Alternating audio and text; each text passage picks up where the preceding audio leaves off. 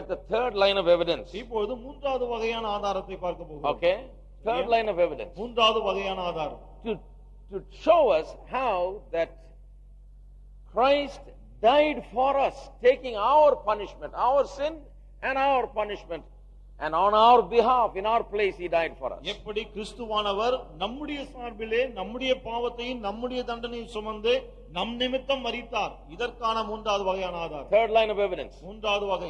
Remember, first evidence is the Old Testament sacrifices and what it teaches. முதல் வகை ஆதாரம் பழைய ஏற்பாட்டு பலிகளும் அவைகள் போதிக்கிற காரியங்களும். They themselves thought that the death of Christ only will atone. அந்த பலிகளே போதித்தது கிறிஸ்துவின் மரணம் மட்டும்தான் பாவத்தை பரிகரிக்க முடியும். New Testament consistently, every book of it teaches the shedding of blood for the remission of sin. அது மட்டுமல்ல, புதிய ஏற்பாட்டில் ஒவ்வொரு புத்தகமும் மனிதனுடைய பாவம் நீக்கப்பட ரத்தம் சிந்தப்பட வேண்டும் என்பதை போதிக்கிறது. The third evidence is based on four particular great words in the New Testament.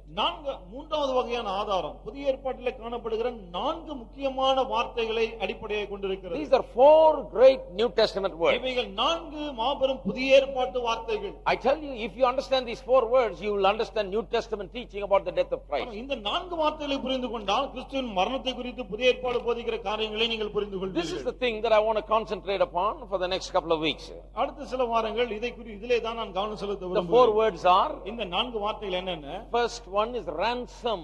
முதலாவதாக கிரயம். மீட்கும் கிரயம். Ransom. முதலாவதாக கிரயம். Secondly, இரண்டாவது redemption. மீட்பு. Thirdly, மூன்றாவது propitiation. கிருபாதாரம். And fifthly, fourthly, நான்காவதாக reconciliation. ஒப்புரவாகுதல். Four words. நான்கு வார்த்தைகள். Ransom, redemption, propitiation and reconciliation. கிரயம், மீட்பு, ஒப்புரவாகுதல், பிறகு கிருபாதாரம். These four words are keys to understanding what took place in the death of Christ. கிறிஸ்துவின் மரணத்தில் என்ன சம்பவித்தது என்பதை விளங்கிக் கொள்ள இந்த நான்கு வார்த்தைகளும் திறவுகோல்களை போல இருக்கிறது. You cannot study anywhere, any kind of New Testament teaching without coming face to face with these four words. இந்த நான்கு வார்த்தைகளை பார்க்காமல் எந்த விதமான புதிய ஏற்பாட்டு போதனையும் இதை குறித்து நாம் பார்க்கவே முடியாது. In talking about the death of Christ and what it means and what was involved there, these four words are the most important words. கிறிஸ்துவின் மரணத்தை குறித்து அதிலே என்ன சம்பவித்தது என்பதை குறித்து நாம் படிக்கும்போது இந்த நான்கு வார்த்தைகளும் கண்டிப்பாய் முக்கியமான வார்த்தைகள். I want to go into great details about these four words because they are great New Testament words. இந்த வார்த்தைகள் மாபெரும் மகத்துவமான வார்த்தைகள். ஆகவே இதை குறித்து விவரமாய் நான் சொல்ல விரும்புகிறேன். There is so much in it. இதுல நிறைய அடங்கி இருக்கிறது. So let me spend some time in it. ஆகவே இதிலே கொஞ்சம் நேரம் நான் செலவழிக்கிறேன். First let us look at the word ransom. முதலாவதாக இந்த கிரயம் என்ற வார்த்தையை நாம் பார்ப்போம். Ransom. கிரயம். Okay, we find that word, as you know, in Matthew chapter 20 verse 28. உங்களுக்கு தெரிந்திருக்கிறபடி மத்தேயு 20:28 நாம் இந்த வார்த்தையை பார்க்கிறோம். A verse that is familiar to all of us, where Jesus says, even as the Son of Man came not to be ministered unto but to minister and to give his life a ransom for many. அப்படியே மனுஷகுமாரன் ஊழியம் கொள்ளும்படி வராமல் ஊழியம் செய்யவும் அநேகரை மீட்கும் பொருளாக தம்முடைய ஜீவனை கொடுக்கவும் வந்தார்.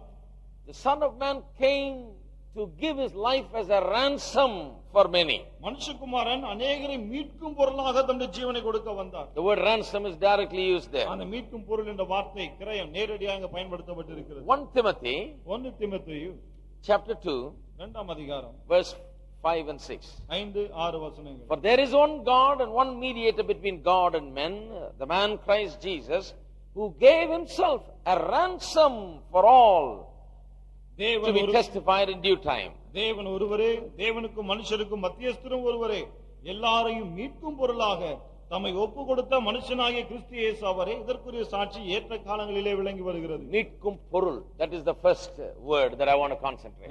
மீட்கும் பொருள், இதை குறித்து தான் முதலாவது நான் பேச விரும்புகிறேன். What is this ransom? What do we mean by ransom? இந்த மீட்கும் பொருள் என்று சொல்லுகிறோமே அதனுடைய அர்த்தம் என்ன? We need to look at it because it helps us with understanding what Christ has done for us. இதை நாம் பார்க்க வேண்டும். ஏனென்றால் கிறிஸ்து நமக்கு என்ன செய்தார் என்பதை நாம் புரிந்து கொள்ள இது நமக்கு உதவுகிறது. Ransom is the price that is paid to liberate a person or something that has been possessed by another.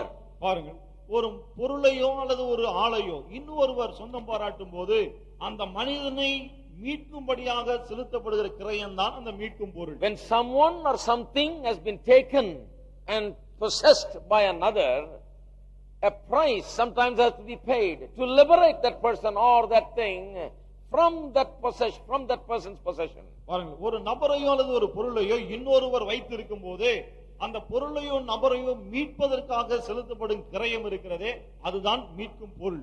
Now, to pay the price to liberate, பாருங்கள், விடுவிப்பதற்காக ஒரு கிரயம் செலுத்த வேண்டும். that is that மீட்கும் பொருள், that is that ransom. அதுதான் அந்த மீட்கும் பொருள். The teaching of the New Testament is that Christ by his death, he paid the price that will loose our bonds and set us free. புதிய ஏற்பாடு என்ன போதிக்கிறது? கிறிஸ்துவானவர் தம்முடைய மரணத்தின் மூலமாய் நம்மை விடுவிக்கக்கூடிய அந்த பணைய தொகையை, அந்த மீட்கும் பொருளை செலுத்தினார் என்று போதிக்கிறது. Here there is a whole doctrine about the condition of man. இங்கே மனிதனுடைய நிலைமை குறித்த உபதேசமே அடங்கி இருக்கிறது. Why does man have to be liberated? ஏன் மனிதன் விடுதலை ஆக்கப்பட வேண்டும்? Why does man need a deliverance at all? ஏன் மனிதனுக்கு விடுதலை தேவை?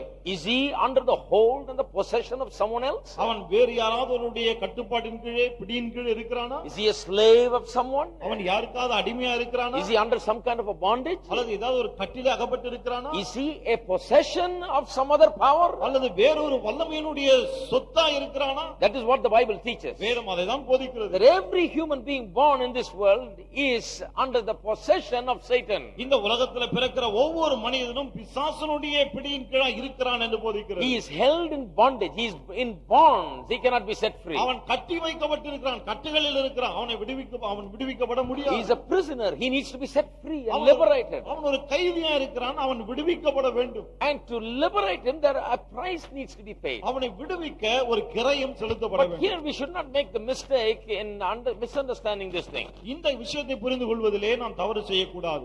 I've shared about this a little bit before. கொஞ்சம் இதுக்கு முன்னதாகவே இதை குறித்து நான் சொன்னேன். When we say that a ransom has to be paid to liberate man, மனிதனை மீட்கும் பொருள் செலுத்தப்பட வேண்டும் என்று நாம் சொல்லும்போது, we don't mean that devil is demanding a ransom and that God has to pay a ransom to the devil to liberate man. பிசாசு தான் மீட்கும் பொருளை கேட்கிறான், ஆகவே மனிதனை மீட்க தேவன் பிசாசுக்கு மீட்கும் பொருளை கொடுக்க வேண்டியதா இருக்கிறது என்று நாம் சொல்லக்கூடாது. That would be wrong. அப்படி சொன்னா தவறு. Because who is the devil to ask or demand anything from God? ஏனென்றால் தேவனிடத்தில் ஒரு காரியத்தை கோருவதற்கு இந்த பிசாசு யார்? He doesn't have any right to come to God and say, I demand a ransom from you. தேவனிடம் வந்து நான் இந்த கிரயத்தை, இந்த பணத்தொகையை கோருகிறேன் என்று கேட்க உரிமையே கிடையாது. Nobody can demand anything from God. யாருமே தேவனிடத்தில் எதையும் கோர முடியாது. The only person that is given an authorization to demand from God is the believer, and that is, he is given permission to demand. பாருங்கள், தேவனிடத்தில் கோருவதற்கு அதிகாரம் அளிக்கப்பட்ட ஒரே ஒரு நபர் விசுவாசி தான். அது கூட அவருக்கு அனுமதி கொடுக்கப்பட்டிருக்கிறது. Like a father would give the son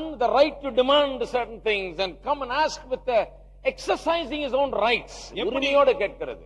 எப்படி ஒரு அப்பா தன்னுடைய பிள்ளைக்கு நீ உரிமையோடு என்கிட்ட வந்து கேட்கலாம் என்று அந்த உரிமையை ஸ்லாக்கியத்தை கொடுத்திருக்கிறான், அது போல இது. So son exercises rights. ஆகவே தன்னுடைய உரிமையை அந்த மகன் பயன்படுத்துகிறான். Now when it comes to going to God, only the believer has rights. பாருங்கள், தேவனிடம் செல்வது என்று வரும்போது விசுவாசிக்கு மட்டும்தான் அந்த உரிமை இருக்கு. He can go. விசுவாசி போகலாம். He can actually demand for God to do his word. தேவன் தம்முடைய வார்த்தையின்படி செய்ய வேண்டும் என்று விசுவாசி கோரலாம். Not in an arrogant way, saying that I am bigger than God and God must do my demands. No, because God says you ask. Rightfully you ask.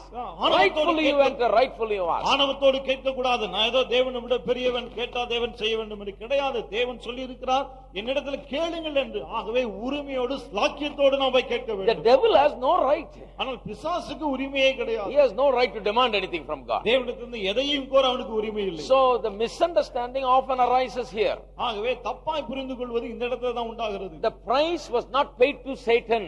கிரயம், மீட்கும் பொருள் பிசாசுக்கு கொடுக்கப்படவில்லை. But a price had to be paid in the process of liberating this person that is under the bondage of Satan. ஆனால் பிசாசின் பிடியில் இருக்கிறானே, இவனை விடுவிக்கிற அந்த நேரத்திலே கிரயம் செலுத்தப்பட வேண்டியதாக இருந்தது. Not to Satan. ஆனால் பிசாசுக்கு அல்ல. But there was suffering involved, there was death involved in liberating this person. ஆனால் அந்த மனிதனை விடுவிப்பதிலே பாடுகள் அடங்கி இருக்கிறது, மரணம் அடங்கி இருக்கிறது. Why? ஏன்? In what way was Satan in bondage to was man in bondage to Satan? எந்த விதத்திலே மனிதன் பிசாசுக்கு அடிமைப்பட்டு இருக்கிறான்? Think about that. அதை எண்ணி பாருங்க. The Bible clearly teaches that it is only because of sin man became a slave to Satan. மனிதன் பாவத்து நிமித்தமாக தான் பிசாசுக்கு அடிமையான என்று வேதம் மிக தெளிவாய் போதிக்கிறது. Until man sinned, he was not a slave of Satan. மனிதன் பாவம் செய்யாத வரையிலே சாத்தானுக்கு அடிமை இல்லை. The moment man sinned, he came under the bondage of Satan. மனிதன் எப்போது பாவம் செய்தானோ அந்த வினாடியே பிசாசின் அடிமைத்தனத்தின் கீழே வந்து விட்டான். Sin brought guilt. பாவம் குற்ற உணர்வை கொண்டு வந்தது. Sin drove man away from God. பாவம் மனிதனை தேவனை விட்டு தூர துரத்தியது. And therefore the devil became the Lord and master of the sinner's life. பாவியனுடைய வாழ்க்கையில பிசாசு ஆண்டவனாய் எஜமானாய் மாறிவிட்டான். Sin is the problem. பாவம் தான் பிரச்சனையே. Sin is the thing that brought about this bondage. பாவம் தான் இந்த கட்டை அவனுக்கு கொண்டு வந்தது. Every man and woman born in this world is a prisoner of Satan because of sin and sin only. பாவத்து நிமித்தம் மட்டுமே இந்த உலகத்துல பிறக்கிற ஒவ்வொரு ஆணும் பெண்ணும் பிசாசுக்கு அடிமைகளாய் இருக்கிறார்கள். If there is ever a person born without sin, he will never be a bondage to Satan. பாவம் இல்லாமல் ஒரு மனிதன் பிறப்பான் என்று சொன்னால் அவன் மாத்திரம் பிசாசின் அடிமைத்தனத்தில் இருக்க மாட்டான். That is the difference between Jesus and us. இயேசுவுக்கும் நமக்கும் உள்ள வித்தியாசம் அதுதான். He was born without sin. அவர் பாவம் இல்லாமல் பிறந்தார். Therefore he was free from the bondage of Satan. ஆகவே பிசாசின் கட்டிலிருந்து அவர் விடுதலையாக இருந்தார். Can you imagine Satan's flight as Jesus walked on this earth? இயேசு இந்த உலகத்தில் நடமாடின போது பிசாசு எப்படி ஓடி இருப்பான் கற்பனை பண்ணி பாருங்க. You know, the devil has never met a man before for a long time. Since Adam, a person who was not under the bondage of Satan. பாருங்க, தன்னுடைய கட்டுப்பாட்டின் கீழ் இல்லாத ஒரு மனிதனை ஆதாம் முதல்ல இருந்தான். அதன் பிறகு இயேசுவை அப்பொழுதுதான் பிசாசு பார்க்கிறான். Since Adam fell, Satan has gone unchallenged. Every human being was under his grip. He has gone unchallenged. ஆதாம் பாவத்தில் விழுந்தது முதற்கொண்டு ஒவ்வொரு மனிதனும் பிசாசின் பிடியின் கீழ இருக்கிறான். அவனுக்கு சவால் விடக்கூடிய அளவுக்கு யாரும் இல்லை. He has never met a man who could stand up against Satan. அவனை எதிர்த்து நிற்கக்கூடிய ஒரு மனிதனை பிசாசு சந்தித்ததே கிடையாது. But now Jesus comes. ஆனால் இப்பொழுது இயேசு வருகிறார். And as he comes, the devil trembles. அவர் வரும்போதே பிசாசு நடுங்குகிறான். Because there is no sin in him. ஏனென்றால் அவரிலே பாவம் இல்லை. He is so pure. அவ்வளவு பரிசுத்தராக He is the இருக்கிறார். son of God. அவர் தேவகுமாரன். God yet man, fully man. அவர் தேவன் என்றாலும் முழுமையாய் மனிதனாய் இருந்தார். Flesh, blood and bone. அவருக்கு ரத்தம், சதை, எலும்பு எல்லாம் இருந்தது. Walking the streets and speaking the language. தெருக்களிலே நடந்து அந்த ஊர் பாஷையை பேசினார். He is meeting a person for the first time who will not yield to him. முதன்முறையாய் தனக்கு இணங்காத ஒரு மனிதரை அவன் சந்திக்கிறான். That is why the devil himself comes and tempts Jesus. அவன்தான் பிசாசே வந்து இயேசுவை சோதிக்கிறான். Because you don't think the temptation of Jesus is just like our temptation. பாருங்க, இயேசுவுக்கு அந்த சோதனை ஏதோ நமக்கு வர மாதிரி சோதனைன்னு நினைச்சிடாதீங்க. For us he just sends his little devils. நம்ம சோதிக்க அவன் குட்டி பிசாசு அனுப்புறான். That's all. அவ்வளவுதான். We don't need the big devil to come tempt us. பிசாசு சாத்தானே வர வேண்டியதில்லை நம்ம சோதிக்க. He just sends his little ones. தன்னுடைய குட்டி பிசாசுகளை அனுப்புறான். But for Jesus, ஆனால் இயேசுவுக்கு the main man himself came. முக்கியமான ஆளே வந்துட்டாங்க. The devil himself came. பிசாசே வந்துட்டான். He said, I will take care of him. நான் இவரை பாத்துக்கிறேன். And he wanted to somehow tempt him and really destroy him. எப்படியோ அவரை சோதித்து அவரை அழிக்க அவன் நினைத்தான். But there he found a man that would match anything that he has and overcome him. ஆனால் அங்கேயோ இயேசுவை கண்டபோது எல்லா சவாலையும் சந்தித்து மேற்கொள்ளுகிற ஒரு மனிதனை கண்டான். Met a different man. வித்தியாசமானவரை A கண்டான். holy man. பரிசுத்தரை A கண்டான். man that he could not overcome. மேற்கொள்ள முடியாத ஒரு மனிதனை கண்டான். The devil was for the first time in so many thousands of years under challenge. ஆயிரக்கணக்கான வருடங்கள் கழித்து முதன்முறையாய் பிசாசுக்கு ஒரு சவால் வருகிறது. This is the man that was going to liberate others. இந்த மனிதன் தான் மற்றவர்களை விடுவிக்க போகிறார். Because he himself is a liberated person. He's a person that is free. He can liberate. ஏனென்றால் இவரே விடுதலையா இருக்கிறவர். ஆகவே இவர் விடுவிக்க முடியும். If everybody is under Satan, எல்லாருமே பிசாசின் கீழ இருக்கணும்னு சொன்னா, then no other man can liberate. வேற எந்த மனிதனும் விடுவிக்க முடியாது. As I have often said, நான் அடிக்கடி சொன்னது போல, when everyone is sinking in miry clay, எல்லாரும் உளையான சேற்றுல உள்ள போயிட்டே இருக்கிறோம். then if one of us if we help one another, then we'll sink faster than ever. முழுகுற நாம் ஒருவருக்கு உதவி செய்தால் பிறகு வேகமா உள்ள முழுகுவோம். That's all. அவ்வளவுதான் முடியும். Someone from outside has to throw a rope and pull us out. வெளியில இருக்கிற யாராவது தான் கயிறை போட்டு நம்மை வெளியே இழுக்க வேண்டும். We were all in sin. நாம் எல்லாரும் பாவத்துல All sinking. எல்லாரும் மூழ்கி கொண்டிருந்தோம். There has to be a person without sin that has to from outside save us. பாவம் இல்லாத ஒருவர் வெளியிலிருந்து கண்டிப்பாய் நம்மை மீட்க காப்பாற்ற வேண்டும். This exactly is what Jesus did. இயேசு சரியாய் இதை தான் செய்தார். For that he had to go through and pay a price. பாருங்க, இதற்காக தான் அவர் ஒரு கிரயத்தை செலுத்த வேண்டியதாக Not a இருந்தது. price to Satan. ஏதோ சாத்தானுக்கு கிரயம் அல்ல அது. In the process of liberating us, he had to pay a price. நம்மை விடுவிக்கிற அந்த வேலையில ஈடுபட்டு இருந்த போது ஒரு கிரயத்தை செலுத்த வேண்டியதாக. விடுவிக்கிற வேலையிலே கிரயம் செலுத்த வேண்டியதாகிவிட்டது. What is the price? அது என்ன கிரயம்? He could not deliver man without shedding his own blood, freeing man from his sins. Only then could he truly liberate man. தன்னுடைய சொந்த ரத்தத்தை சிந்தாமல் மனிதனை அவரால் விடுவிக்க முடியவில்லை. ரத்தத்தை சிந்தின பிறகுதான் விடுவிக்க முடியும். Because God's justice said the soul that sin shall die. ஏனென்றால் தேவனுடைய நியாயம் சொன்னது பாவம் செய்கிற ஆத்மா சாக வேண்டும். So sin has to be atoned. ஆகவே பாவம் நிவாரணம் செய்யப்பட வேண்டும். Sin has to be removed. பாவம் அகற்றப்பட வேண்டும். Sin has to be forgiven. பாவம் மன்னிக்கப்பட So வேண்டும். what did Jesus do? ஆகவே இயேசு என்ன செய்தார்? He gave himself தம்மையே ஒப்புக்கொடுத்தார். as a ransom, ஒரு பணயத் தொகையாக, மீட்கும் பொருளாக.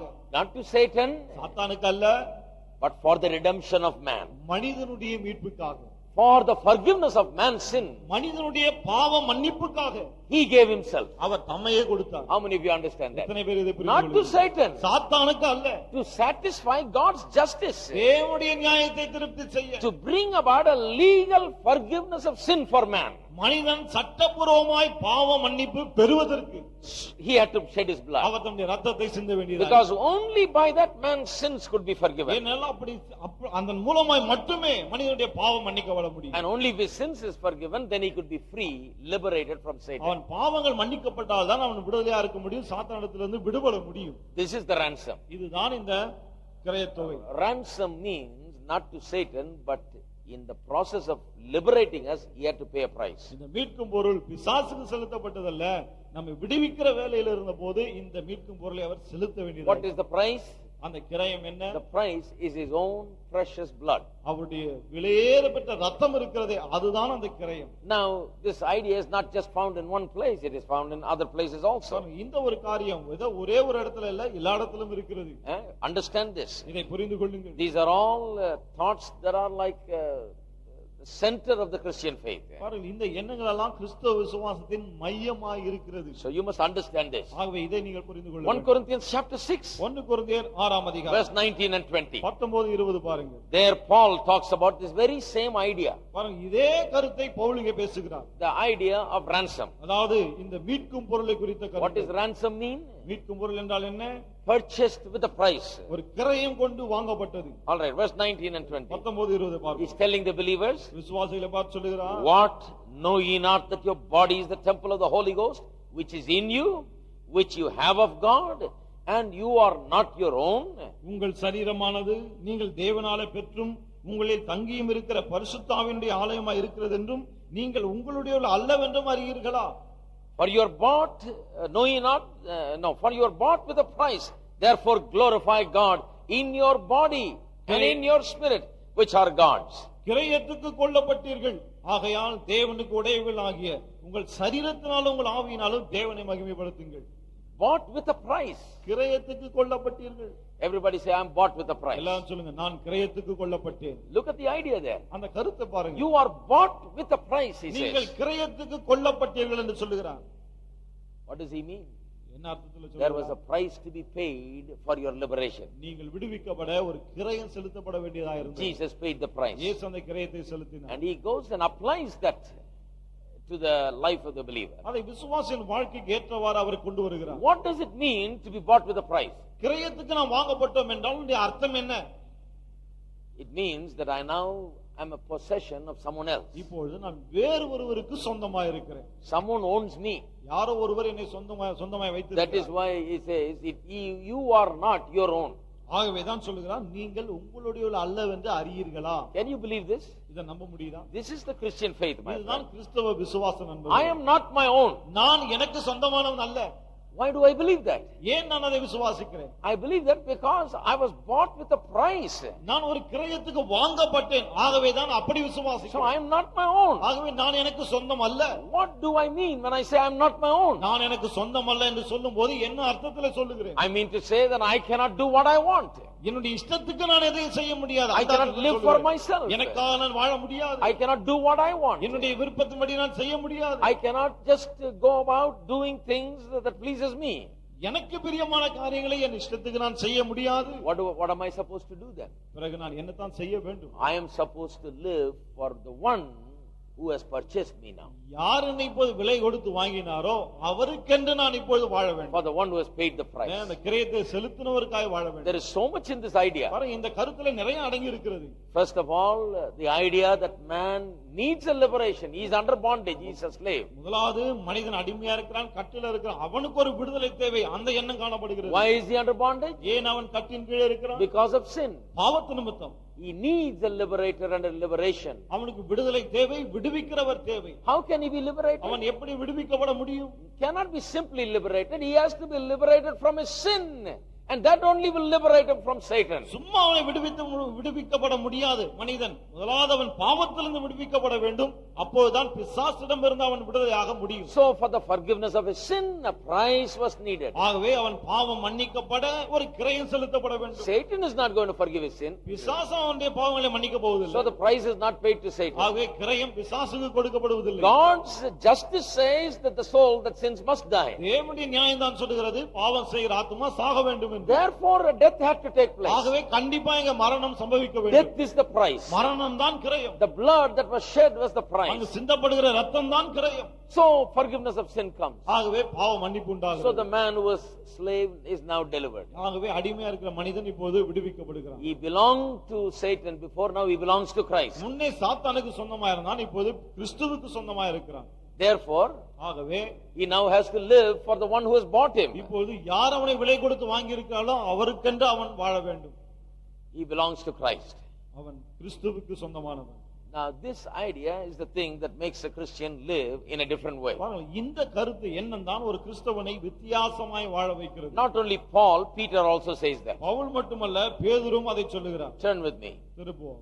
Always when we preach doctrine, we must always show how Jesus said it, how Paul said it, how Peter said it, at least these three. பாருங்க, எப்போதுமே உபதேசத்தை போதிக்கும் போது எப்படி இயேசு அதை குறித்து சொன்னார், பவுல் சொன்னார், பிறகு பேதுரு சொன்னார், குறைஞ்சது இந்த மூணு பேரையாவது நம்ம மேற்கோள் காட்டணும். We have to show some consistent teaching in the New Testament. புதிய ஏற்பாட்டிலே தொடர்ச்சியாய் அதை குறித்து உள்ள போதனையை நாம் காண்பிக்க வேண்டும். All right? சரியா?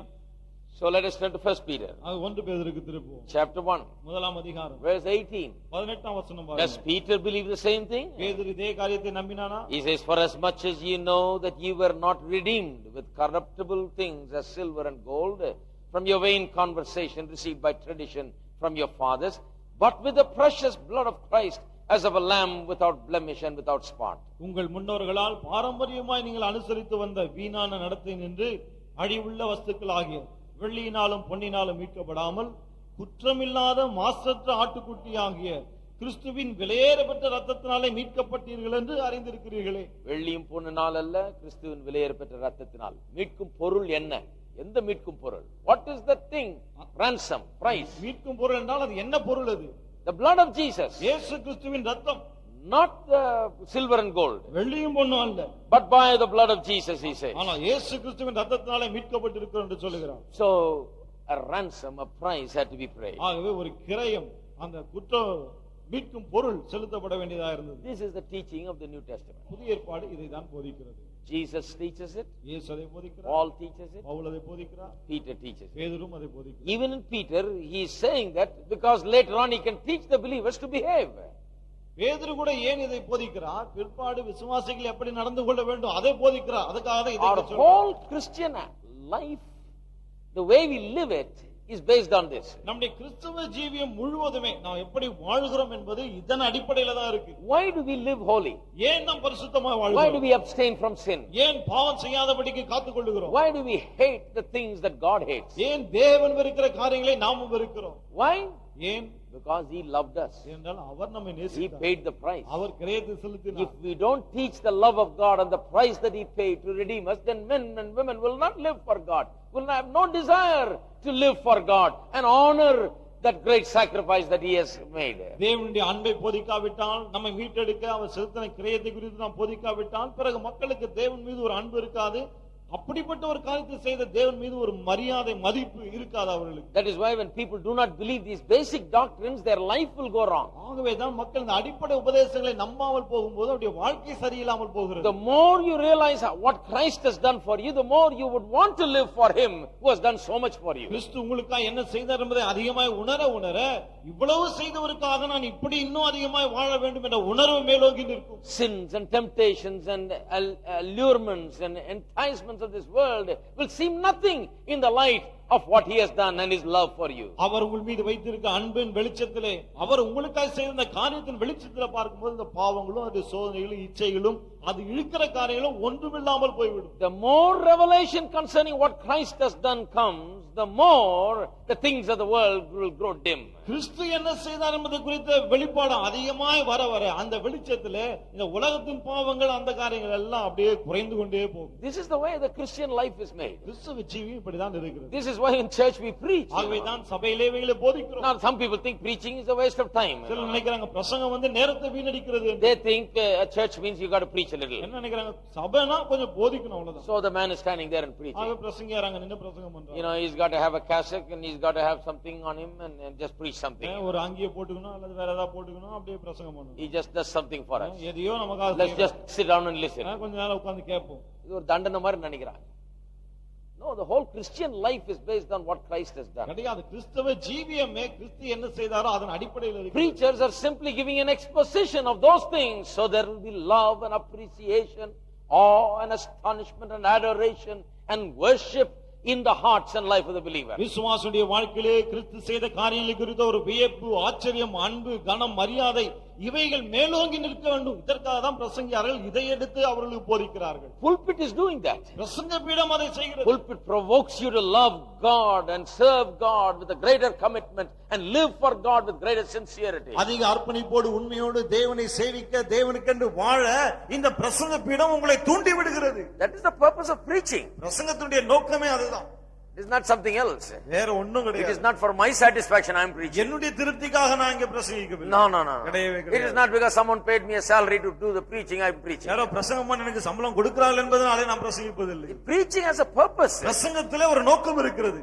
Preaching is supposed to change us and transform us. பிரசங்கம் நம்மை மாற்ற வேண்டும், மறுரூபமடைய செய்ய வேண்டும். When preaching of these things are missing, இந்த காரியங்கள் பிரசங்கிக்கப்படாமல் போகும்போது then there is a lack of real appreciation for God and real life lived for God. பிறகு மக்கள் தேவனை மெச்சிக்கொள்வதிலே, பாராட்டுவதிலே அவ்வளவு உற்சாகம் இருக்காது, தேவனுக்கென்று வாழ்வதிலும் அவ்வளவு உற்சாகம் இருக்காது. The second word. இரண்டாவது வார்த்தை. Let us go to the second word. இரண்டாவது வார்த்தைக்கு நாம் This is a more marvelous word and it will take more than a week to cover it. இது ரொம்ப அற்புதமான ஆச்சரியமான ஒரு வார்த்தை. ஒரு வாரத்துக்கு மேல நாம் இத பற்றி And that is the word redemption. இதுதான் மீட்பு என்ற வார்த்தை. Now we talked about மீட்கும் பொருள். Now we are talking about redemption. மீட்கும் பொருளை பற்றி பார்த்தோம், இப்போது மீட்பை குறித்தே பார்க்கிறோம். They're closely related. ரெண்டும் அவ்வளவு சம்பந்தப்பட்டது ஒன்றோடு. But the word redemption is a more expansive word. It includes much more than just ransom. ஆனா இந்த மீட்பு என்ற வார்த்தை இந்த மீட்கும் பொருள் போல கிடையாது. இதுல நிறைய விஷயங்கள் அடங்கி இருக்கிறது, எல்லாமே உள்ள அடங்கி இருக்குது. So the whole of the Bible teaches us this redemption, this idea of redemption. இந்த வேதம் முழுவதும் இந்த மீட்பு என்பதை குறித்து நமக்கு போதிக்கிறது. Now all of us have heard it. பாருங்க, நம்ம எல்லாரும் அதை கேட்டிருக்கிறோம். But the thing is, the more you understand it, the more your hearts will really be drawn to God. விஷயம் தான் இது. அதிகமாய் நீங்கள் புரிந்து கொள்ள இருதயம் அதிகமாய் தேவன் பக்கமாய் இழுக்கப்படும். How can we understand this great doctrine of redemption and what it means? இந்த மீட்பு என்னும் மாபெரும் உபதேசத்தையும் அது நமக்கு என்னவா இருக்கிறது என்பதை எப்படி நாம் புரிந்து கொள்வது? The whole doctrine of redemption in the New Testament is laid out in 3 Greek words and the way the Greek words were used. இந்த மீட்பின் உபதேசம் முழுவதும் புதிய ஏற்பாட்டிலே 3 வார்த்தைகளிலே நமக்கு சொல்லப்பட்டிருக்கிறது.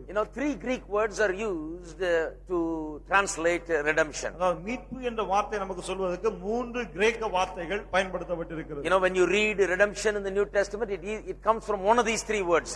பாருங்கள், புதிய ஏற்பாட்டிலே மீட்பு என்ற வார்த்தையை நான் வாசிக்கும் போது இந்த 3 கிரேக்க வார்த்தைகளிலிருந்து ஏதாவது ஒரு வார்த்தையிலிருந்து அந்த வார்த்தை வரும். So when you understand these 3 words இந்த 3 வார்த்தைகளை நீங்கள் புரிந்து கொள்ளும்போது and separate or kind of analyze the whole doctrine of redemption based on these 3 different words and the 3 different ideas that it teaches, you understand the doctrine of redemption. இந்த 3 வெவ்வேறு வார்த்தைகள் அவைகள் என்ன கருத்துக்கள் என்ன எண்ணத்தின் அடிப்படையில் சொல்லப்பட்டிருக்கிறது இவைகளை நாம் புரிந்து கொள்ளும் போது அதை பிரித்து அலசி படிக்கும் போது இந்த மீட்பின் உபதேசத்தை நன்றாய் புரிந்து Now, கொள்ளலாம். I don't like to use too many Greek words. I'll just give the meaning usually, but in this case I have to give it to you. பாருங்க, நான் நிறைய கிரேக்க வார்த்தைலாம் சொல்ல மாட்டேன். வழக்கமா அதனுடைய அர்த்தத்தை சொல்லுவோம். ஆனா இப்போ கண்டிப்பா அதை சொல்ல வேண்டி இருக்கிறது. Because you can say, I don't know Greek, how can I believe you? ஏன்னா நீங்க கேட்கல எனக்கு கிரீக் தெரியாதே எப்படி நம்புறது அப்படின்னு. All right, but there are sometimes we have to use it. ஆனா சில சமயத்துல இதை பயன்படுத்த வேண்டியிருக்கு. Because Greek is a rich language. ஏன்னா அந்த கிரேக்க பாஷை இருக்கு அவ்வளவு பொருள் பொதிந்த ஒரு பாஷை. Somewhat like our Tamil sometimes. ஏறக்குறைய சில சமயத்துல நம்முடைய தமிழ் மாதிரி இருக்கு. You have 3-4 different words to convey one thing. பாருங்க, தமிழ்ல ஒரு காரியத்தை வெளிப்படுத்த ஒரு காரியத்தை சொல்றதுக்கு 3-4 வார்த்தை உபயோகப்படுத்தலாம். According to the context we can use different words. எந்த சந்தர்ப்ப சூழ்நிலையில சொல்றோமோ அதுக்கு ஏத்த மாதிரி வார்த்தைகளை It's a பயன்படுத்துறோம். very rich language. தமிழ் அவ்வளவு ஒரு நல்ல பாஷை. Greek is also like that. கிரேக்க பாஷை அப்படிதான் இருக்கு. That is why for love there is so many words. ஆகவே அந்த அன்பு என்ற வார்த்தைக்கு அத்தனை கிரேக்க வார்த்தை இருக்கு. There were 3 words.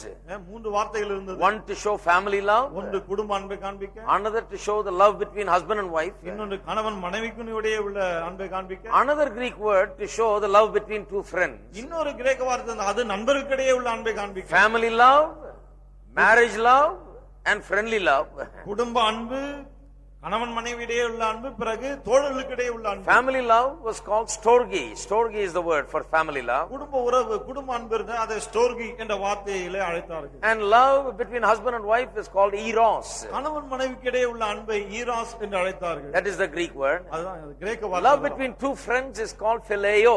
பிலேயோ இந்த வார்த்தையிலே தோழர்களுக்கு இடையே உள்ள நட்பை அப்படி When அழைத்தார்கள். Jesus came, he showed yet another love, a love that they have never seen before. ஆனால் இயேசு வந்தபோது இதுவரைக்கும் மக்கள் பார்த்திராத இன்னொரு வகையான அன்பை The காண்பித்தார். Greeks looked at it. These great Greek men with great Greek minds looked at the love of Jesus. பாருங்க, இந்த கிரேக்கர்கள் அவ்வளவு நல்ல மனம், அவ்வளவு புத்திசாலிகள், இயேசுவின் அன்பை அவர்கள் நோக்கி They பார்த்தார்கள். said, let me try to understand this man's love. இந்த மனிதனுடைய அன்பை புரிந்து கொள்ள முயற்சிப்போம் என்றார்கள். Is this like the love of the father and mother and the family people, brothers and sisters in the family? Is his love like the family love? இவருடைய அன்பு என்ன குடும்பத்துள்ள அன்பு போல இருக்கா, அப்பா அம்மா கிடையே அல்லது அப்பா பெற்றோர் பிள்ளைகளுக்கு இடையே இருக்கிற அன்பு அந்த மாதிரி இருக்கா? They said, no, that is not enough. கிடையாது, இது போதாது என்று சொல்லி That word storge is not enough to describe his love. இந்த அன்பை வர்ணிக்க ஸ்டோர்கி என்ற வார்த்தை போதாது. Then they looked at love between husband and wife and said, is his love something like that? பிறகு கணவன் மனைவிக்கு இடையே உள்ள அன்பு அதை பார்த்தார்கள். இவருடைய அன்பு அது போல இருக்கு. They said, oh, that word is not enough at all. இதை வர்ணிக்க இந்த வார்த்தையும் போதாது என்றார். Because husbands and wives are fighting sometimes. என்ன சில சமயத்துல கணவன் மனைவி சண்டை போட்டு Hate each other. ஒருவருக்கு Divorce one another. விவாகரத்து பண்றாங்க. They said, oh no, that love is no good. இந்த அன்பு சரிப்பட்டு வராது. Then they said, how about 2 friends? பிறகு நண்பர்களுக்கு இடையே உள்ள நட்பு. Can we say that the love of Jesus is like the love between 2 deep friends, long time friends? ரெண்டு ஆழ்ந்த நண்பர்கள், நீண்ட காலத்து நண்பர்கள், இவர்களுக்கு இடையே உள்ள அன்பு போல இயேசுவின் அன்பு இருக்கான்னு பார்த்தா. But then they look at it, that love also is a failing love. It's a love that sometimes turns into hatred. பாருங்க, அந்த அன்பை பார்த்தா அதுவும் சில சமயத்துல பகையா மாறி போது ரெண்டு பேரும் சண்டை போட்டுக்கிறாங்க. So they said that love is no good. ஆகவே இந்த அன்பு சரிப்பட்டு The வராது. love that they saw in Jesus could not be described by any of the 3 Greek words that they had. இயேசுவின் வாழ்க்கையில அவர்கள் கண்ட அன்பை இருந்த அந்த 3 கிரேக்க வார்த்தையினால அவர்களால் வர்ணிக்க அழைக்க முடியவில்லை. So the great writer E.W. Kenyon says that the Greeks had to invent another word to describe this new love that they are seeing now in Jesus. ஆகவே இயேசுவிலே கண்ட அந்த புதிய அன்பை வர்ணிக்க கிரேக்கர்கள் புதிய இன்னொரு வார்த்தை கண்டுபிடித்தார் என்று பிரபல எழுத்தாளர் E.W. Kenyon சொல்லுகிறார். E.W. Kenyon says the word agape came into being just so they can describe the love of Jesus. E.W. Kenyon சொல்லுகிறார், இயேசுவின் அன்பை வர்ணிப்பதற்காகவே அந்த அகாப்பே என்ற வார்த்தையை அவர்கள் கண்டுபிடித்தார். What does agape mean? Agape என்றால் என்ன? Agape means divine love.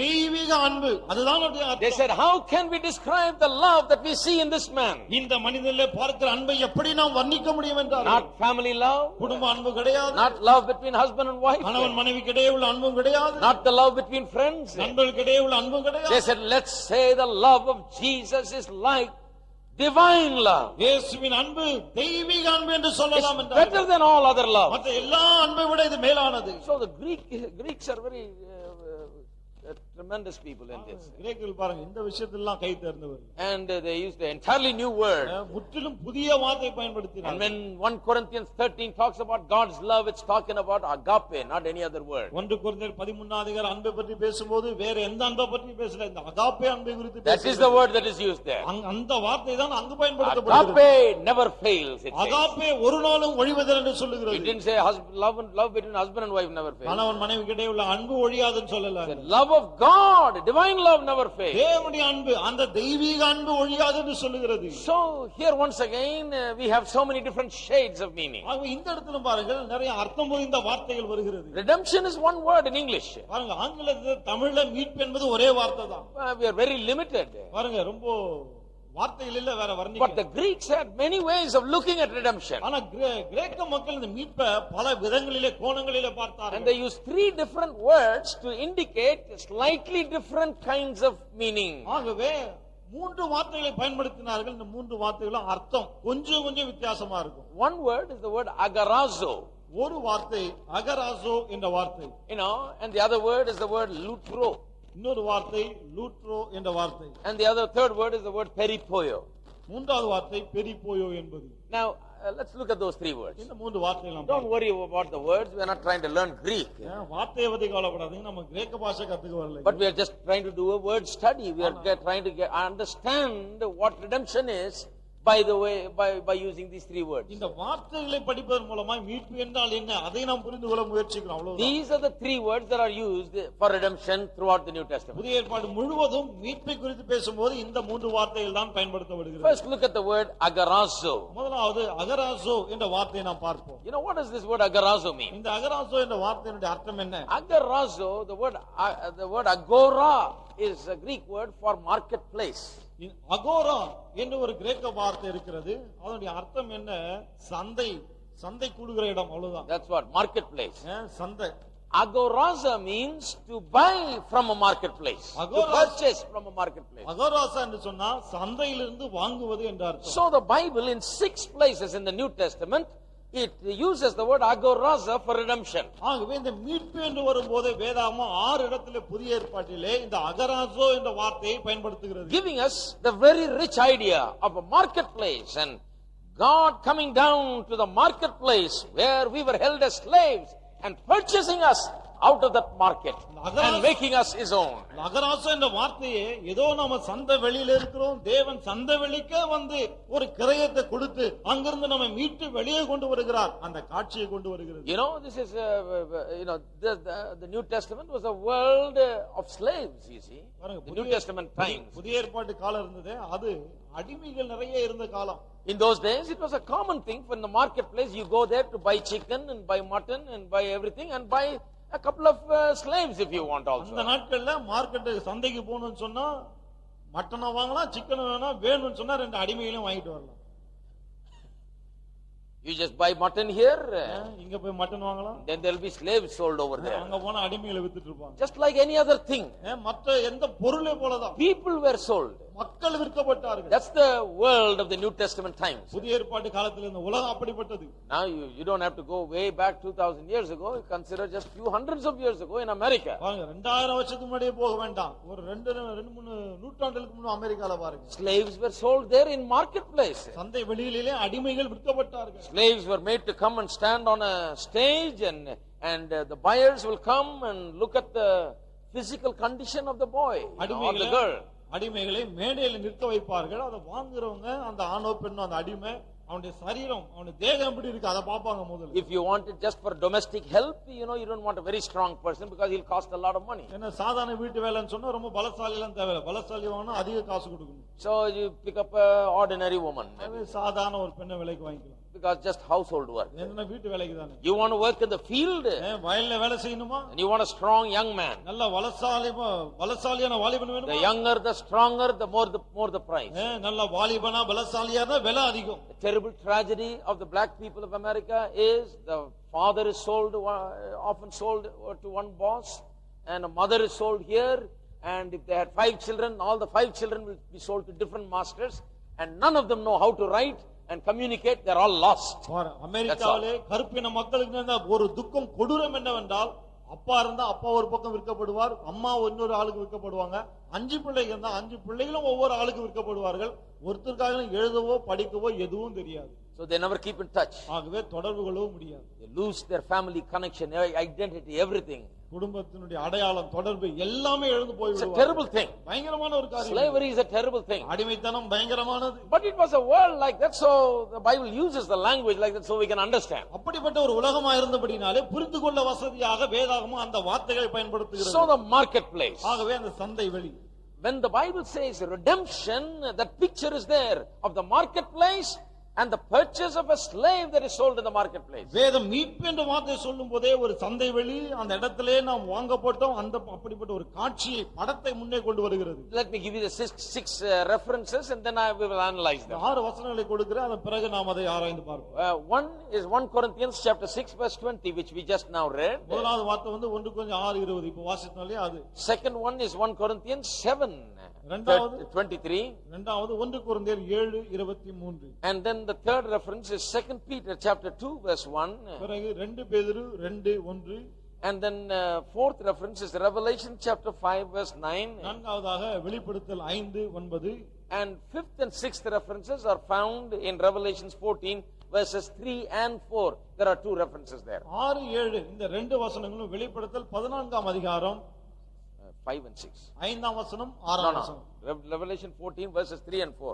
மன்னிக்கும், வெளிப்படுத்தல் 14ஆம் அதிகாரம் 3, 4 வசனங்கள். There are two references there. ரெண்டு வசனம் அங்கே இருக்கு. So total of 6 instances where the word agarazo is used for redemption. ஆக மொத்தம் 6 இடங்களிலே மீட்பு என்பதை குறிக்கும்படி இந்த அகராசோ என்ற வார்த்தை பயன்படுத்தப்படுகிறது. Now all these 6 instances I will just look at them in just a moment. பாருங்க, இந்த 6ஐயும் நாம பாத்துருவோம் சீக்கிரம். But the thing is, ஆனா விஷயம் இதுதான். all of these 6 references tell us that Christians, people who belong to Christ, were bought by Christ. இந்த And therefore they belong to him. They are his possession. They are his slaves. That is the idea. இந்த 6 வசனங்களும் என்ன ஒரு எண்ணத்தை நமக்கு ஊட்டுகிறது? கிறிஸ்தவர்கள், விசுவாசிகள் விலை கொடுத்து கிறிஸ்துவினால் வாங்கப்பட்டவர்கள், ஆகவே அவருக்கு உரியவர்கள், சொந்தமானவர்கள், அதை சொல்லுகிறது. Right? 1 Corinthians chapter 6 verse 20. Look at it. 1 கொரிந்தியர் 6:20 பாப்போம். We just read it. இப்பதான் வாசித்தோம் அதை. You were bought with a price. கிரயத்துக்கு கொல்லப்பட்டீர்களே. The word agarazo is used there. இங்க அகராசோ என்ற வார்த்தை பயன்படுத்தப்படுகிறது. Redemption. மீட்பு. Okay, we read it about ransom, but ransom is talking about the price that was paid. மீட்கும் பொருளை பற்றி பார்த்தோம்னா மீட்கும் பொருள் நம்ம கிரயம் செலுத்தப்பட்டது, அதை பார்க்க முடியாது, அதை படிச்சோம். But redemption is talking about the whole idea of purchase. ஆனா மீட்பு என்பது வாங்கப்படுகிற அந்த எண்ணத்தை நமக்கு கொண்டு The வருகிறது. word agarazo gives the idea of purchase. அகராசோ என்ற வார்த்தையை நாம் வாங்கப்பட்டோம் என்ற எண்ணத்தை நமக்கு கொடுக்கிறது. You were bought with a price. கிரயத்துக்கு கொல்லப்பட்டீர்கள். And look at 1 Corinthians 7:23. 1 கொரிந்தியர் 7:23 பாருங்க. Again, in advising the Corinthians to live a holy life for God, Paul says, you are bought with a price. Be not ye the servants of men. பாருங்கள், கொரிந்தியர் பரிசுத்தமாய் வாழ வேண்டும் என்று பவுல் புத்திமதி சொல்லுகிறார். அது அப்போ சொல்லும்போதுதான் சொல்லுகிறார், நீங்கள் கிரயத்துக்கு கொல்லப்பட்டீர்கள், மனுஷருக்கு அடிமைகளாகாதீர்கள். These are tremendous verses. பாருங்க, இதெல்லாம் ரொம்ப பயங்கரமான வசனங்கள். You know, first he says you are bought with a price. முதல் சொல்றாரு, நீங்க கிரயத்துக்கு கொல்லப்பட்டீர்கள். So you don't live for yourself. ஆகவே நீங்கள் உங்களுக்கு என்று வாழ வேண்டாம். If you look at the context, இந்த பின்னணியை நீங்க பார்த்தா it is talking about fornication. பாருங்க, வேசித்தனத்தை குறித்து அவர் பேசுகிறார். And it was rampant in Corinthian church. Corinth சபையில் இது தலைவிரித்து ஆடியது. The Corinthian town was known for fornication and adultery. கொரிந்து பட்டணமே இந்த வேசித்தனத்துக்கு பெயர் போனது.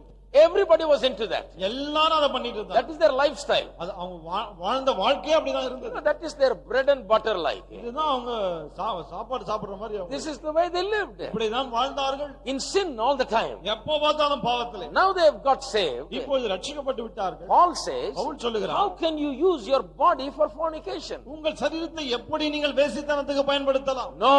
You are bought with a price. கிரயத்துக்கு கொல்லப்பட்டீர்கள். You say you like to do it.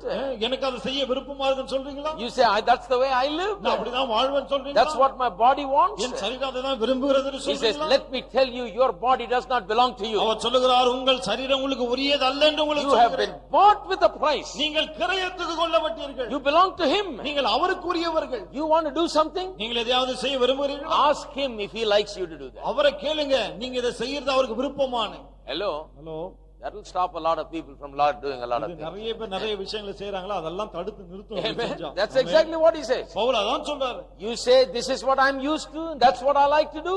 Ask him He is your master. You belong to him. You are his slave. He bought you with a price.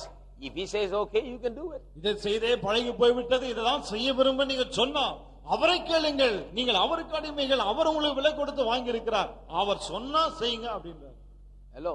Hello, Are you there? இருக்கீங்களா? I remember the interview that Billy Graham had with a famous man who interviewed on television. Billy gram ரொம்ப பிரபலமான ஒருவர், டெலிவிஷன்ல பேட்டி கண்டார். This interviewer is a very worldly person. He makes jokes about everybody and he will make jokes even about Billy Graham when he's not there. பாருங்க, பேட்டி கண்டவர் எல்லாரையும் கேலி செஞ்சு பேசுவார். பில்லி கிராம் இல்லாத போது அவரை குறித்தும் கேலியா பேசுவார். He even makes jokes about president every day.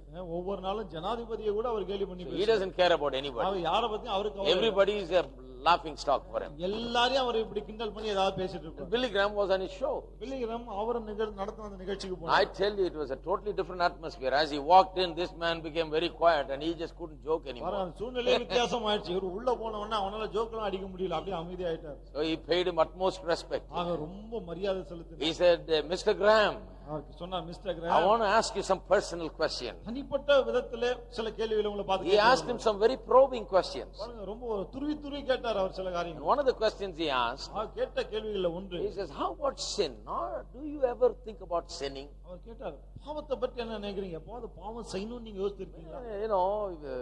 You preach so much about it. பாவத்தை குறித்து இவ்வளவு பேசுறீங்களே நீங்க, Do you ever think about sinning? எப்பாவது பாவம் செய்யணும்னு நீங்க Has யோசிச்சிருக்கீங்களா? sin never been a problem?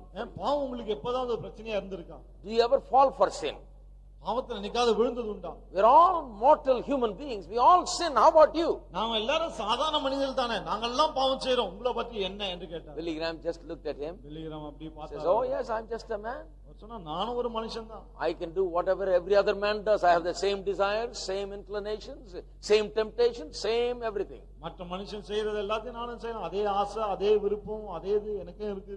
But one thing is, ஆனா ஒரே ஒரு விஷயம், I am not my own. நான் எனக்கு சொந்தம் அல்ல, I belong to Christ. நான் கிறிஸ்துவுக்கு சொந்தமான. So I just don't do something because I want to do it. I begin to think about whether my Lord, my Master would like me doing this. ஆகவே நான் ஒன்று செய்யும் போது எனக்கு இஷ்டமா இருக்கு நான் செய்யறது கிடையாது. என்னுடைய ஆண்டவர் எஜமான், அவர் விரும்புறாரா இல்லையான்னு பார்த்துட்டு அப்புறம் தான் செய்யறேன். If he likes that, அவருக்கு அது இஷ்டமா இருந்தா then I'll do it. பிறகு நான் அதை செய்வேன். I have no objection to anything that my Master likes. I am willing to do anything that he எஜமானுக்கு likes. பிரியமான எதுவா இருந்தாலும் நான் செய்வேன், எனக்கு ஆட்சேபனையே இல்லைன்னா. What a wonderful answer. என்ன அற்புதமான பதில். Here is a man sitting before the world, the mocking, laughing world, people filled with the worldliness and worldly attitudes, testifying about how he belongs to Christ and lives for Christ. He is not his own, he is bought with a price. இந்த மனிதரை பாருங்கள், உலகம் கேலி பண்ணுகிறது. அப்படிப்பட்ட உலகத்துக்கு முன்னால் நின்று கொண்டு நான் எனக்கு சொந்தமல்ல, கிறிஸ்தனை விலை கொடுத்து வாங்கி இருக்கிறார், அவருக்கென்று நான் வாழ்கிறேன்னு சாட்சியா நிற்கிறார். Young people, never be afraid to live for God. வாலிபர்களே, தேவனுக்கென்று வாழ்வதற்கு பயப்படாதீர்கள். Always be bold to declare that you belong to Christ. எப்பொழுதுமே தைரியமா அறிவியுங்க, நான் கிறிஸ்துவுக்குரியவன் என்று. I don't have the freedom and the liberty to do whatever I want. எனக்கு இஷ்டமானது செய்யக்கூடிய விடுதலை, சுதந்திரம் எனக்கு கிடையாது. Some Christians give the wrong idea. சில கிறிஸ்தவங்க இப்படி தப்பான எண்ணத்தை ஊட்டுறாங்க. When somebody asks us the same question, யாராவது இதே கேள்வி கேட்டா, some Christians say, well, no, all those desires, எல்லாத்தையும் ஆண்டவர் சுட்டெரிச்சிட்டார். இந்த ஆசையெல்லாம் ஆண்டவர் சுட்டெரிச்சிட்டார். It's all burned in the fire. எல்லாம் அக்கினியால சுட்டெரிக்கப்பட்டது. Now I don't get any of those இப்ப desires. இந்த எண்ணெல்லாம் ஆசைலாம் எனக்கு வருதே கிடையாது. That is wrong. That will make you a mocking, laughing stock before the world. தப்பு பாருங்க, உலகம் உங்களை பார்த்து கேலி பண்ணும், நகைக்கும், சிரிக்கும். See, that is not the right answer. அது சரியான பதில் அல்ல. You mean to say that you don't have any human desires and things? அப்படின்னா மனுஷீகத்துல உங்களுக்கு வரக்கூடிய அந்த ஆசைகள், அந்த இதெல்லாம் உங்களுக்கு வருது இல்லையா? No. Don't give the wrong idea. தப்பான எண்ணத்தை கொடுத்துறாதீங்க. Lot of people do that. நிறைய பேர் அப்படி செய்றாங்க. That is what they told me when I was growing up. நான் வளர்ந்து வந்தப்ப அததான் எனக்கும் சொன்னாங்க. எல்லாத்தையும் போட்டு அந்த அக்கினியில சுட்டு எரிக்கணும்னாங்க. எப்படி சுட்டு எரிக்கிறது? நான் எங்கெங்கயோ போய் சுட்டு எரிக்க பார்த்தேன், ஒன்னும் சுட்டு நடக்கல. Only when I know the truth, then I began to walk in holiness. சத்தியத்தை அறிந்த போதுதான் பரிசுத்தத்திலே நடக்க ஆரம்பித்தேன். How much I tried to look for what oven to put all these things, to burn all these things. எந்த அவன்ல போட்டா இதெல்லாம் எரிஞ்சு எந்த சாம்பல், அடுப்புல? எந்த அடுப்புல போட்டா இதெல்லாம் எரிஞ்சு சாம்பலாவும் நானும் தேடி தேடி பார்த்தேன். ஒரு மீட்டிங்கா போய் இந்த அடுப்பா அந்த அடுப்பா, ஆண்டவரே இங்க வந்து போட்டுறேன் நான். I tried. நான் முயற்சித்தேன். I tried to burn all these things. இது எல்லாம் சுட்டரிக்க நான் முயற்சித்தேன். But I tell you, it is part of the human nature. பாருங்க, இது மனுஷ தன்மையின் ஒரு பகுதி. It is there. இருக்குது.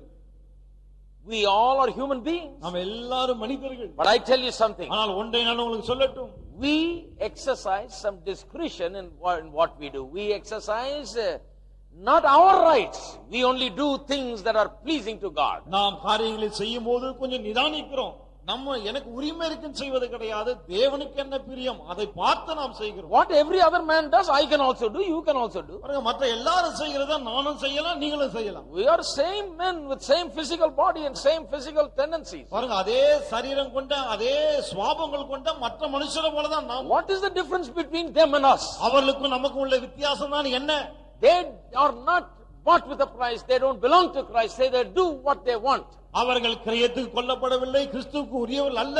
ஆகவேதான் தங்கள் இஷ்டத்துக்கு They செயல்படுகிறார்கள். have no truth. அவர்களிடம் சத்தியம் They இல்லை. don't know God. அவர்கள் தேவனை அறியாத Their body is not the temple of the Holy Ghost. அவருடைய சரீரம் பரிசுத்த ஆவியின் ஆலயமா இல்லை. But our body is the temple of the Holy நம்முடைய Ghost. சரீரம் வேதம் சொல்லுது பரிசுத்த ஆவியின் We ஆலயம். belong to Christ. நாம் கிறிஸ்துவுக்குரியவர்கள். We love Him. நாம் அவரை நேசிக்கிறோம். We serve Him. அவரை சேவிக்கிறோம். And not only that, we don't belong to Him, but belong to us. அது மட்டுமல்ல, நாம் நமக்கே சொந்தம் அல்ல. I can't have the freedom to do what I want. எனக்கு இஷ்டமானதை செய்யக்கூடிய சுதந்திரம் எனக்கு இல்லை. No. I can't just say, I like it, so I'll do it. எனக்கு இஷ்டமாகவே செய்வேன் நான் சொல்ல முடியாது. A Christian is someone who thinks, does my Lord like it? கிறிஸ்துவர் யார் தெரியுமா? ஆண்டவருக்கு இது பிடிக்குமா நினைக்கிறவர். Will it be to the praise and the glory of God? இது தேவனுக்கு மகிமையும் ஸ்தோத்திரத்தையும் கொண்டு வருமா? Will it please the heart of God? இது தேவனுடைய இருதயத்தை பிரியப்படுத்துமா? If it doesn't please, அப்படி இல்லை என்றால், even though I like it, I don't want to do it. எனக்கு அது பிடிச்சாலும் நான் செய்ய மாட்டேன். Why? ஏன்?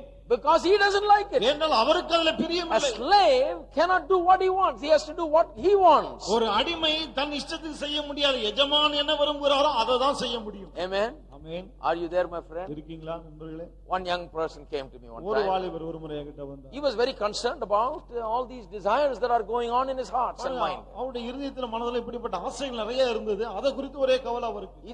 He began to think there is something wrong with him. அவருக்கு உடனே யோசிக்க ஆரம்பிச்சார், என்கிட்ட தான் ஏதோ கோளாறு. If I'm born again நான் மறுபடியும் பிறந்திருக்கேன், and I'm a child of God, நான் தேவனுடைய பிள்ளை, then how am I thinking like this? அப்படி இருக்கும்போது இந்த எண்ணம்லாம் எப்படி Why எனக்கு is my mind working like this? Why is my heart? Why am I dreaming like this? Why, all these things? ஏன் என் மனசுல இப்படி வருது? ஏன் என் இருதயத்துல வருது? ஏன் கனவெல்லாம் இப்படி வருது? இதெல்லாம் யோசிக்க Why, ஆரம்பிச்சேன். pastor? ஏன் பாஸ்டர்? Oh, why? ஏன் இப்படி? There's something wrong with me. ஏதோ என்கிட்ட தப்பு இருக்கு. He was literally weeping, அப்படியே கண்ணீர் விடுறாரு அவர். A good young believer. நல்ல விசுவாசி. I listened to him. பாருங்க, அவர் சொல்றதெல்லாம் கேட்டேன். Then I simply told him. பிறகு அவர்கிட்ட சொன்னேன். He was very much concerned about something wrong. பாருங்க, அவர்கிட்ட ஏதோ ஒரு தப்பு, அத குறித்து ஒரே கரிசனை அவருக்கு. I said, look here, young man. நான் சொன்னேன், வாலிபனே கொஞ்சம் என்ன பாருங்க. There is nothing to be concerned about. நீங்க கவலைப்பட எதுவுமே இல்லை. There is nothing wrong with you. உங்ககிட்ட தப்பும் எதுவும் கிடையாது. It just grows to prove that you are a perfectly fit young man. நீங்கள் நல்ல திடகாத்திரமான வாலிபன் என்பதை இது நிரூபிக்கிறது. That's all. அவ்வளவுதான். It doesn't prove that you are not a child of God. நீங்க தேவனுடைய பிள்ளை என்று அதை நிரூபிப்பதில்லை. You are just a man. நீங்க சாதாரண ஒரு மனுஷன். You are a child of God. நீங்கள் தேவனுடைய பிள்ளை. And a child of God doesn't mean that you are different in that way that you don't have any desires at all. தேவனுடைய பிள்ளைன்னு சொன்னா எல்லாரோட வித்தியாசமானவங்க, இனி அந்த அப்படிப்பட்ட ஆசைகள் எதுவுமே உங்களுக்கு கிடையாது. A child of God is one who lives for God. தேவனுடைய பிள்ளை என்றால் தேவனுக்கென்று வாழ்பவர். The child of God who says no to those things. தேவனுடைய பிள்ளை அந்த காரியங்களை வேண்டாம் என்று சொல்பவர். Just because those things come into our mind, it doesn't mean that something is wrong with us. ஏதோ அந்த காரியம் எல்லாம் நம்ம மனசுல வருதுனால நம்ம கிட்ட ஏதோ கோளாறு இருக்குன்னு நினைக்க கூடாது. No. கிடையாது. We reject it from our minds. மனதில இருந்து அதை புறக்கணிக்கிறோம். We refuse to do those things. நாம அந்த காரியங்களை செய்யாமல் We மறுக்கிறோம். say we are not our own, we belong to Him. என்ன சொல்லுகிறோம்? நான் எனக்குரியவன் அல்ல, நான் அவருக்குரியவன். I will only do the things that please God. தேவனுக்கு பிரியமானதையே நான் செய்வேன். That's all. அவ்வளவுதான். And then go on and live. அப்புறம் தொடர்ந்து போய் வாழ்வோம். Live for God. தேவனுக்கென்று வாழ்வோம். Every day things will come up. ஒவ்வொரு நாளும் காரியங்கள் வரும். Every day you will have things come up and you want to do it. ஒவ்வொரு நாளும் ஏதாவது வரும், அதை செய்யணும்னு நினைப்பீங்க. Temptations are there. சோதனைகள் இருக்கிறது. You are well capable of doing it because you are a human being. நீங்கள் மனிதர்கள், ஆகவே அதை உங்களால் செய்ய முடியும். If you don't have any desires, then only then there's something wrong with you. ஆசையே இல்லன்னு சொன்னா அப்பதான் அங்க ஏதோ பிரச்சனை. I told that young man, அந்த வாலிபனை பார்த்து சொன்னேன், nothing wrong with you. உங்ககிட்ட எந்த தப்பும் இல்ல. Everything is perfect. எல்லாம் சரியா இருக்கு. Now you got to walk in the truth. இப்போ நீங்க சத்தியத்தில் நடக்க வேண்டும். Who are you? நீங்கள் யார்? Whose child are you? நீங்கள் யாருடைய பிள்ளை? Because of that you cannot do those things. இதனால தான் நீங்க அந்த காரியங்களை செய்ய முடியாது. Who do you belong to? நீங்கள் யாருக்கு சொந்தமானவர்? Therefore you got to walk in a particular way. ஆகவேதான் நீங்கள் குறிப்பிட்ட ஒரு விதத்திலே நடக்க வேண்டும். You know, sometime later that young man appreciated me very much. பாருங்க, கொஞ்ச காலம் கழிச்சு அவர் என்ன ரொம்ப பாராட்டினார். He told me every day I have victory. அவர் சொன்னார், ஒவ்வொரு நாளும் நான் வெற்றி பெறுகிறேன். I'm so happy, he says. நான் ரொம்ப சந்தோஷமா இருக்கேன். I don't feel bad about myself. இப்போ என்ன குறித்து நான் ரொம்ப மோசமா உணர்வது I understand that I am a normal human being. நானும் சாதாரண ஒரு மனிதன் என்பதை புரிந்து கொண்டேன். But I understand that Christ lives in me. I'm a temple of God. ஆனால் கிறிஸ்து எனக்குள்ளே வாழ்கிறார், நான் தேவனுடைய ஆலயம் என்பதை நான் புரிந்து கொண்டேன். I understand that I am not at liberty to do whatever I want. I must do only what pleases him. எனக்கு இஷ்டமானதை செய்யக்கூடிய சுதந்திரம் எனக்கு இல்லை. அவருக்கு பிரியமானதை நான் செய்ய வேண்டும், அதையும் உணர்ந்து கொண்டேன். I understand it. எனக்கு அதெல்லாம் புரிகிறது. Now I walk by it. இப்போ நான் அதன்படி நடக்கிறேன். I say no many times a day. ஒரு நாளைக்கு பலமுறை முடியாதுன்னு நான் மறுக்கிறேன். And I am never afraid to say it. அப்படி சொல்ல நான் பயப்படுவதே I கிடையாது. have victory, he says. அவர் சொல்றா, நான் வெற்றி பெறுகிறேன். And I understand I have everything is fine with me. இப்போ என்கிட்ட எல்லாம் ஒழுங்கா தான் இருக்குன்னு எனக்கு தெரியுது அப்படின்னு. என்கிட்ட ஒண்ணும் மிஸ்டேக் இல்லைங்க, நான் ஆல் ரைட்னு எனக்கு விளங்குதுன்றேன். All right. Are you there? இருக்கீங்களா? Are you there, my friend? இருக்கிறீங்களா நண்பர்களே? Sometimes the church has taught us some mysterious burning of all these things in some oven, spiritual oven, you know. சில சமயம் சபை பாருங்க, ஏதோ ஆவிக்குரிய அடுப்புல போட்டு இதெல்லாம் எரிச்சிரும், அப்படி பண்ணுவோம், அதை பண்றோம்னா They போதிக்க. said it's all gone. நீங்க எல்லாம் போயிடுச்சு அப்படின்னு. Then one fine day the believer begins to think about these things. He is completely undone. He completely comes to his ruins. He says, they told me it's all gone, and all the dust has now been resurrected, you know. ஒரு நாள் பார்த்தா திடீர்னு விசுவாசிக்குள்ள அந்த எண்ணம் எல்லாம் வருது. அன்னைக்கு அவர் அவ்வளவுதான், எல்லாம் எல்லாம் போச்சு, நாங்களே எல்லாம் திரும்ப வருது அப்படின்னு. எல்லாம் சுட்டரிச்சு சாம்பலா போயிடுச்சுனாங்க. சாம்பல்ல இருந்து இப்ப உயிர்த்தெழுதல் நடந்திருக்குது போல இருக்குது. எனக்குள்ள பெரிய பின்மாற்றம் ஆகி போயிடுச்சு. அவ்வளவுதான், நான் போனேன், அதமானேன், ஐயோ பாவி நான் அப்படின்னு போயிடுறான் விசுவாசி. It's real. இதெல்லாம் நடக்குது. Amen. ஆமென். No, no, no, no. கிடையாது. That is why the Bible says. ஆகவேதான் வேதம் சொல்லுகிறது. That is why we taught Romans 6. ஆகவேதான் ரோமர் 6 அதிகாரத்தை போதித்து. You see, that's why Romans is so important. ஆகவேதான் ரோமர் அவ்வளவு முக்கியமா You இருக்கு. see, Romans 6, what does it say? ரோமர் 6 அதிகாரம் என்ன It's சொல்லுகிறது? talking about the sin பாவத்தை குறித்து and பேசுகிறது. overcoming sin. பாவத்தை மேற்கொள்வதை குறித்து பேசுகிறது. You know what it says? என்ன சொல்லுது தெரியுமா? It doesn't say all your sins have been burned in the holy oven. பரிசுத்த அடுப்புல உங்க பாவங்கள் எல்லாம் சுட்டரிக்கப்பட்டுச்சுன்னு சொல்லல. All your thoughts and desires are now burned. எண்ணங்கள், ஆசைகள் அதெல்லாம் சுட்டரிக்கப்பட்டுச்சுன்னு சொல்லல. No. கிடையாது. It says, reckon ye yourselves to be dead to sin and to be alive to God. நீங்கள் உங்களை பாவத்துக்கு மரித்தவர்களாகவும் தேவனுக்கென்று பிழைத்திருக்கிறவர்களாகவும் எண்ணிக்கொள்ளுங்கள். Then he says, yield not your instruments as instruments of unrighteousness as before, but now yield your instruments yield your body as instruments of righteousness. என்ன சொல்லுகிறார்? நீங்கள் உங்கள் அவயவங்களை அநீதியின் ஆயுதங்களாக பாவத்திற்கு ஒப்புக்கொடாமல் உங்களை மரித்தோரிலிருந்து பிழைத்திருக்கிறவர்களாக தேவனுக்கு ஒப்புக்கொடுங்கள். உங்கள் ஆயுதங்களை அநீதியின் உங்கள் அவயவங்களை அநீதியின் ஆயுதங்களாக பாவத்துக்கு ஒப்புக்கொடாமல். அப்படின்னா என்ன அர்த்தம்? செய்யாதேன்னு அர்த்தம். நோன் சொல்லுன்னு அர்த்தம். பாவத்துக்கு ஒப்புக்கொடாமல். Don't do it. அதை செய்ய வேண்டாம். Say no, I belong to Christ. நான் கிறிஸ்துவுக்கு உரியவன் என்று சொல்லுங்க. I belong to him. நான் அவருக்கு சொந்தமானவன். I can't do it. நான் அதை செய்ய முடியாது. No, no, no, I don't have the liberty. இல்ல அந்த சுதந்திரம் எனக்கு கிடையாது. Yield not your body, உங்கள் your members as instruments of unrighteousness. உங்கள் அவயவங்களை அநீதியின் ஆயுதங்களாக ஒப்புக்கொடுக்க வேண்டாம். And yield your members as instruments of righteousness. உங்கள் அவயவங்களை நீதிக்குரிய ஆயுதங்களாக தேவனுக்கு ஒப்புக்கொடுங்கள். Many have not heard this teaching. நிறைய பேர் இந்த மாதிரி போதனை எல்லாம் கேட்டதே கிடையாது. So they are saying, அவங்க என்ன சொல்றாங்க? சுட்டரியும் ஆண்டவரே, இப்படி ஜெபம். You know, I'm not joking, you know, this is the great downfall of the believers. பாருங்க, ஜோக் அடிக்கல, விசுவாசிகள் இப்படி தான் விழுந்து போறாங்க. சுட்டரியும் ஒரு மணி நேரம் ஜெபம் பண்ணிட்டு எந்திரிச்சு வந்தா திருப்பி அது எங்க சுட்டரிச்சது அப்படியே தான் இருக்குது. அது எங்கிட்ட வந்தா ஒரே வார்த்தையில முடிச்சிருவேன். உங்கள் அவயவங்களை பாவத்துக்கு ஒப்புக்கூடாமல் நீதிக்கென்று போய் ஒப்புக்கொடு. பாவமா செய்ய மாட்டேன், நான் தேவனுடைய பிள்ளை, அவ்வளவுதான். That is what the Bible tells you to do. வேதம் நீங்க அப்படிதான் செய்யணும்னு சொல்லுது. Amen. Amen. Are you there, my friend? இருக்கிறீங்களா நம்பளே? Shall we all stand together? எல்லாரும் எழுந்து நிற்போம். Next week we'll continue. அடுத்த வாரம் தொடருவோம். And as I teach this, I will apply it to our life. இத நான் போதிக்க நமக்கு எப்படி பொருந்துகிறது என்பதையும் சொல்லுவேன். You know, this is so important. இது அவ்வளவு முக்கியமானது. It is because people don't know the word, they live like they do. வசனத்தை மக்கள் அறியாதபடியால தான் இன்னைக்கு இப்படி வாழ்ந்து கொண்டிருக்கிறார்கள். Sometimes it's a big struggle for them just to live a day. சில சமயத்துல ஒரு நாள் பரிசுத்தமா வாழறதே பெரிய போராட்டமா இருக்கு. Because they don't understand the word. ஏனா வசனத்தை புரிஞ்சுக்கல. Amen. Amen. Amen. When you understand the word, வசனத்தை புரிந்து கொள்ளும்போது you say, all right, I won't yield my members for என்ன that. சொல்லுவீர்கள்? சரி, என் அவயவங்களை இதுக்கு ஒப்பு கொடுக்க மாட்டேன். My hand will not do that. ஏன் கை அதை செய்யாது? My leg will not go there. ஏன் கால் அங்க போகாது? No, no, no, no. போகாது. This is for God. இது தேவனுக்குரியது. Amen. Amen. Are you there? இருக்கீங்களா? Lift up your hands. கரங்களை உயர்த்துங்க. Say this to me. இதை சேர்ந்து சொல்லுங்க. My body, என்னுடைய சரீரம், my mind, என்னுடைய மனம், my spirit, என்னுடைய ஆவி, my whole being நான் ஒட்டுமொத்தமாக belongs to God. தேவனுக்கு உரியவன். I am purchased with a price. நான் கிரயத்துக்கு வாங்கப்பட்டிருக்கிறேன். He is my master. அவர்தான் என்னுடைய எஜமான். Lord Jesus is my master. கர்த்தராகிய இயேசு என்னுடைய எஜமான். I do not have the liberty to do what I want. என் இஷ்டத்திற்கு செய்ய எனக்கு சுதந்திரம் கிடையாது. I only can do His will. அவருடைய சித்தத்தை மட்டுமே நான் செய்ய I முடியும். live to do His will. அவருடைய சித்தத்தை செய்யவே நான் வாழ்கிறேன். This body, this mind, this spirit, everything to do His will. இந்த சரீரம், இந்த மனம், இந்த ஆவி எல்லாமே அவர் சித்தத்தை செய்ய இருக்கிறது. Amen. ஆமென். Praise God. கர்த்தருக்கு ஸ்தோத்திரம். Loving Heavenly Father. அன்புள்ள பரலோக பிதாவே, Thank you for instilling in our hearts the idea of redemption. மீட்பை குறித்து எண்ணத்தை எங்கள் மனதிலே பதித்தபடியால் ஸ்தோத்திரம் ஆண்டவரே. Continue to do so, Lord. தொடர்ந்து அப்படி செய்தருளும். Open our eyes of understanding. எங்களுடைய மன கண்களை திறந்தருளும். Speak to our hearts. எங்கள் உள்ளங்களோடு பேசும். Enlighten us. பிரகாசத்தை Teach தாரும். us to walk in your way. உம்முடைய வழிகளிலே நடக்க போதியும்.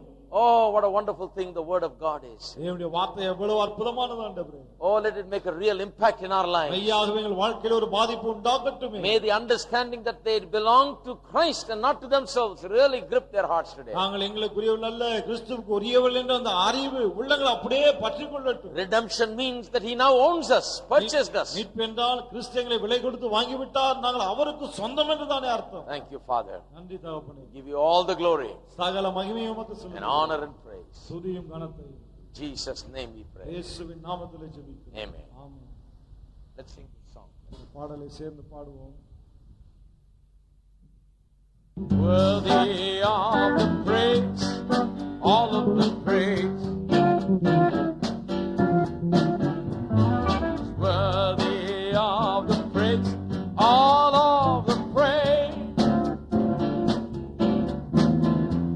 Before this day is gone, oh, I'll bow before His throne, and I'll give Him all the praise, all of the praise.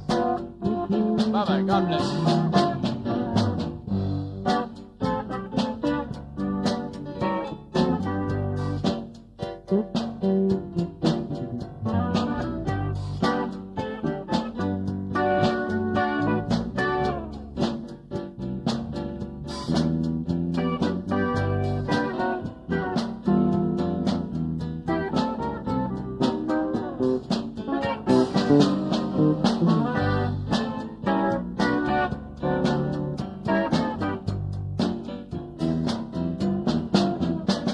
Before this day is gone, oh, I'll bow before His throne, and I'll give Him all the praise, all of the praise.